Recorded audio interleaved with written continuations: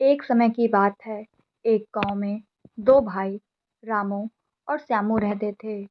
उनके दादाजी ने अपने जीवन काल में बहुत सारा धन कमाया था और ये अफवाहें थीं कि इस धन को उन्होंने कहीं गुप्त स्थान में छिपा कर रखा है। दादाजी के मृत्यु के बाद यह रहस्यमय धन गांव वालों के बीच बड़ी चर्चा का विषय बन गया।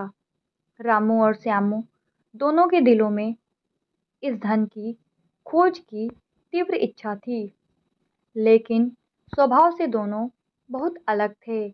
रामू मेहनती और धैर्यवान था, जबकि श्यामू को सब कुछ आसानी से और जल्दी में चाहिए होता था।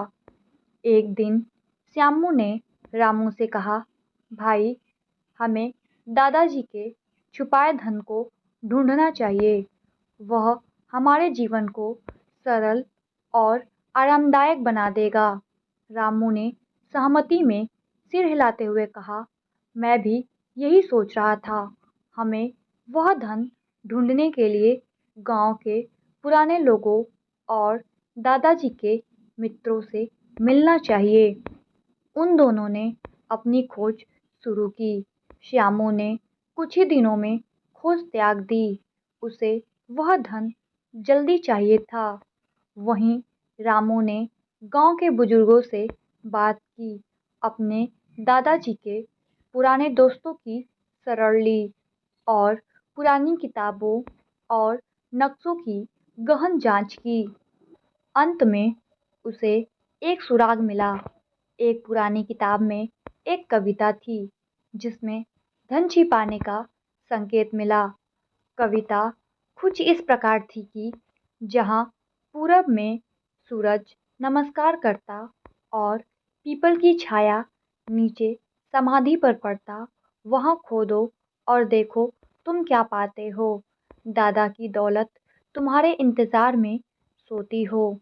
रामू ने तत्पर होकर पूरब की दिशा में स्थित पीपल के पेड़ को खोजा, जिसकी छाया समाधि पर पड़ती थी। उसने उस स्थान की खुदाई शुरू की और एक बड़ा संदूक पाया, जिसमें सोने के सिक्के, जवाहरात और कीमती पत्थर भरे हुए थे। उसने इसे श्यामू के साथ बांट लिया, जो उसकी इस सफलता पर हैरान था।